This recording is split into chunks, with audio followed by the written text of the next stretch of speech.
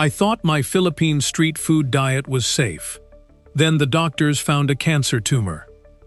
I want to start with the food, because the food is where everyone's mind goes when they hear the title, and because getting the food wrong first is the honest order of this story.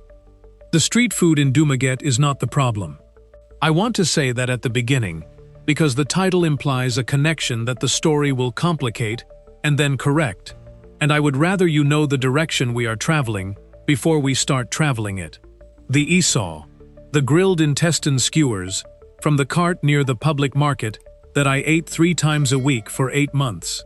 The fish ball in the sweet and sour sauce from the woman on the corner of Real Street, whose name I eventually learned was At Seli, and who fried them in the same oil she had been frying them in since 2008, and who I am convinced will be frying them in that oil until one of them decides to stop.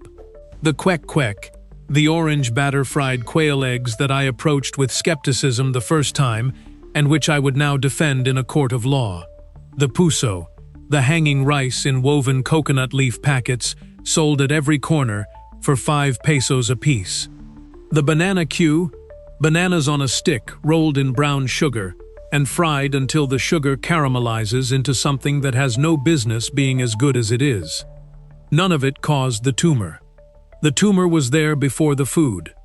The tumor, as my oncologist Dr. Reyes explained to me later, with the patient specificity of a man who understood that patients need the timeline explained because the alternative is a guilt that compounds the illness, had almost certainly been present for 2 to 3 years before the ultrasound found it. 2 to 3 years of a thing growing quietly in the left lobe of my liver while I was living in Memphis and commuting and eating the food I was supposed to eat, and doing everything a 63, 64-year-old American man was supposed to do, without a single system in my life designed to find the thing that was already there.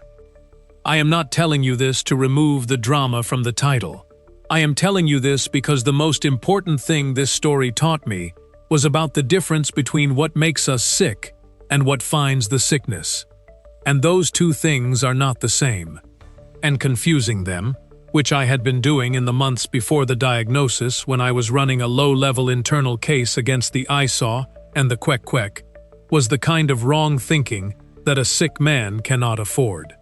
Let me back up. Because the tumor does not make sense without the man carrying it, and the man carrying it does not make sense without the life he was living before he came to the Philippines and the life he found when he got here. My name is Joe. I am 67 years old now, which means I was 65 when I arrived in Dumaguete, 66 when the ultrasound was done, and somewhere between the diagnosis and the surgery and the months of recovery that followed, I crossed into 67 without particularly noticing the crossing, because there were larger things occupying the calendar. I am a retired engineer, structural, specifically, which means bridges and buildings, and the load-bearing math that determines whether what you build stays up. I worked for 31 years for a firm in Memphis that did commercial and infrastructure projects across the Mid-South, and I was good at my job in the particular way that men who think structurally are good at things that require thinking structurally, which is to say, I understood where the weight was and what it required and how to distribute it so that the whole thing held. I have not always applied this thinking to myself. That is the honest admission, and it belongs early in the story. I was widowed at 60. Linda died of a brain aneurysm in the specific way that aneurysms kill people, without warning, without a process you can manage or a timeline you can prepare around, without the 14 months or the 2 years that other illnesses give you, for the saying of things and the making of peace. She was there on a Thursday and she was gone by Thursday evening, and Friday was a different kind of world entirely, that I have been navigating ever since, with varying degrees of competence. I will not spend too long on Linda, because Linda deserves her own story, and this is a different one.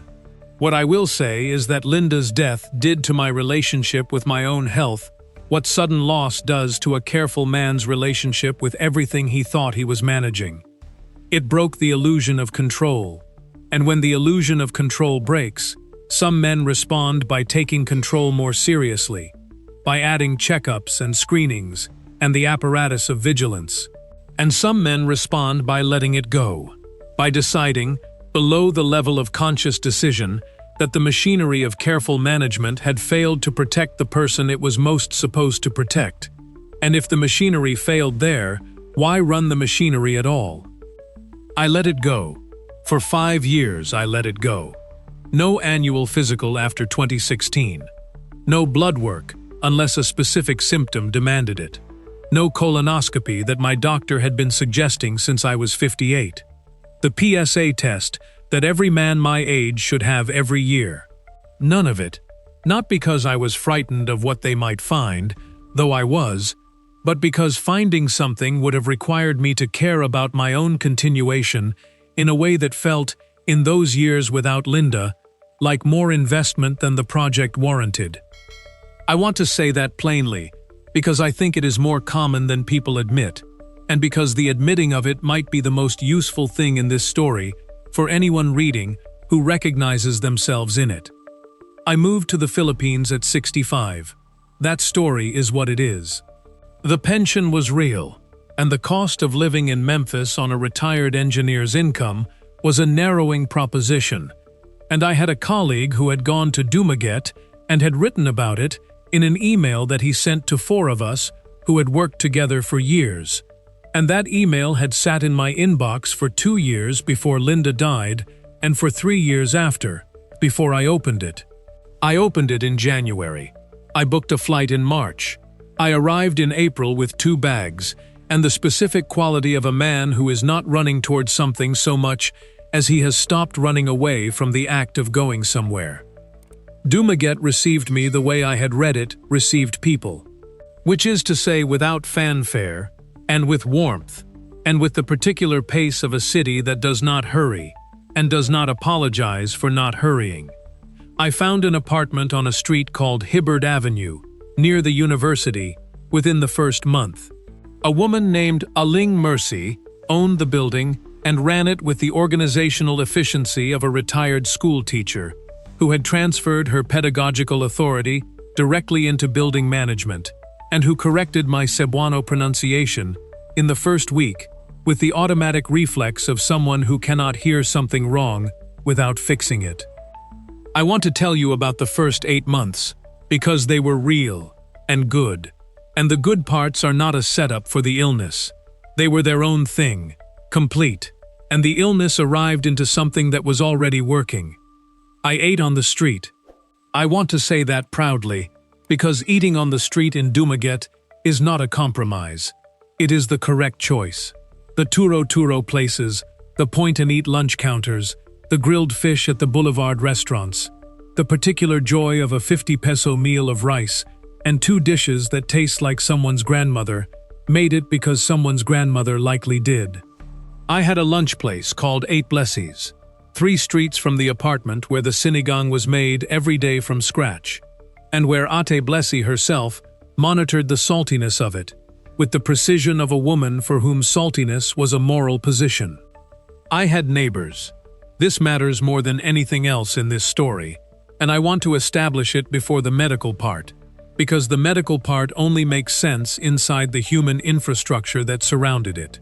The Nacionals in the unit above me, a family whose collective noise level I had initially experienced as an intrusion, and which I had come to understand was simply the acoustic signature of people who were not afraid of each other. Mang Eddie across the hall, 69, retired fisherman, who had the silence of someone who had spent 50 years at sea, and who had come home to a life that he occupied with the full attention of a man who understood what the alternative to home looked like. And on the ground floor, Aling Susan, 63, who gardened the small courtyard with an intensity that suggested the courtyard owed her something, and was paying it back in increments. I had a routine. This also matters. The morning walk to the market, 8 Blessies for lunch most days, the boulevard in the evenings. A chess game on Thursdays with a retired professor named Mang Edu, who had known the boulevard benches for 20 years and who beat me so regularly and with such serene consistency that I had stopped experiencing the losses as defeat and started experiencing them as a kind of instruction. 8 months of this. 8 months of the life I had come to find, functioning, real, worth the finding. And then the tiredness started. I want to describe it precisely, because the word tired is used for too many things, and the tiredness I am describing was not the tiredness of a man who has walked too far, or slept too little, or eaten something that disagreed with him. It was a tiredness that started in a place below the surface. A tiredness that was present when I woke up in the morning having slept 8 hours. That did not lift with coffee. That settled into the afternoon like weather that is not going anywhere. It was not dramatic. It was not alarming on its own. It was a tone change. The morning walks became slightly shorter without my deciding to shorten them. The Thursday chess games became slightly longer because I needed the sitting that they provided, more than I had needed it before. I attributed it to the heat, which is what you do when you are 65 in a tropical country and something changes in your energy. You attribute it to the heat, because the heat is real, and the heat does real things to a body that spent 65 years in Memphis. The heat was a plausible explanation. I used it. Then the right side started. A discomfort. Not pain initially. A discomfort in the right upper abdomen. The kind that occupies your awareness without commanding it. The kind that you locate and then lose, and then locate again when you move a certain way or breathe a certain depth. I attributed this to Ate Blessie's sinigang, which was the second plausible explanation I used. Because I had been eating there 5 days a week for 8 months, and if a man's digestion was going to have opinions about anything, it was going to have opinions about that frequency of tamarind broth. I want to be honest about the attributing, because the attributing was deliberate in a way I did not fully acknowledge at the time. I was attributing because I had spent 5 years learning to look away from things that bodies produce when they are trying to be heard, and I had gotten skilled at the looking away, and the skill did not switch off just because I was living in a place I wanted to live in. The habit of not listening was older than the Philippines. The Philippines just gave it more plausible explanations. Aling Susan noticed something before I named anything to anyone. I want to tell you how she noticed, because it is the kind of thing that does not happen in an apartment building in Memphis, where neighbors maintain the studied indifference that American residential culture has decided is a form of respect. In Memphis, I could have been moving at half my normal speed for a month, and the acknowledgement from my neighbors would have been nil. Not because they were unkind, but because the architecture of that life did not include the sustained attention to adjacent humans that produces noticing. Ailing Susan's garden was in the courtyard that my ground floor window faced. She was in it every morning from 6 to 8. This meant she had been observing my morning routine through that window for 8 months, with the comprehensive thoroughness of someone who had no particular agenda, but very good eyes, and the patience that gardens require of people who tend them. She had established, without my awareness, a baseline of Joe, what Joe's mornings looked like, when Joe's light came on, how Joe moved between the window and the kitchen, what Joe's pace was when he left for the market. When the baseline changed, Aling Susan noticed. She knocked on my door on a Tuesday.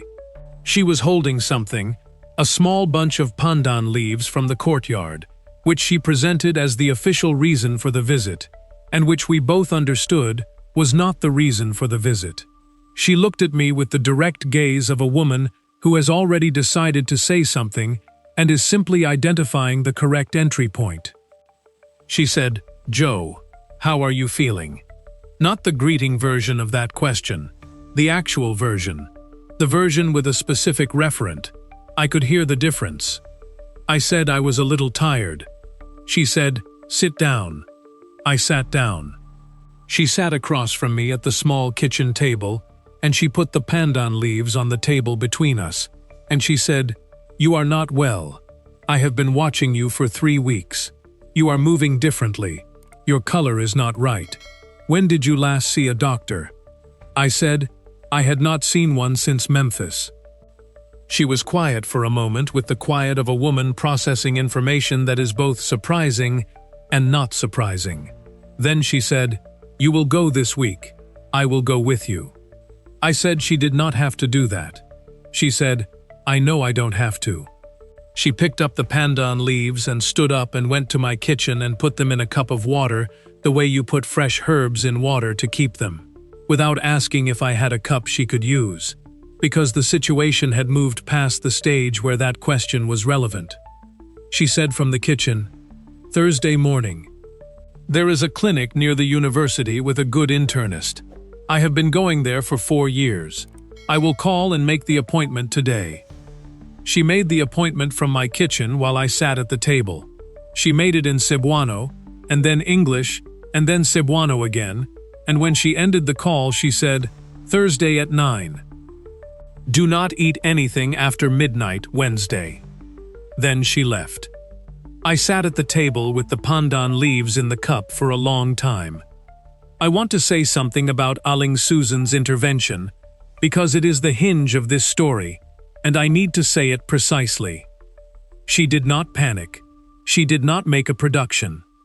She did not perform concern in the way that concern is sometimes performed, with large gestures and urgent voices, and the theater of crisis that makes the concerned person the center of the story, rather than the person who needs help. She simply identified something, assessed it, and acted. In the same way she assessed her courtyard and acted. In the same way that a woman who has been tending things for a long time tends them, without drama and without hesitation. She saved my life. I am going to say that now because it is true, and because the rest of the story makes more sense when you know it going in. Thursday morning, the clinic near the university.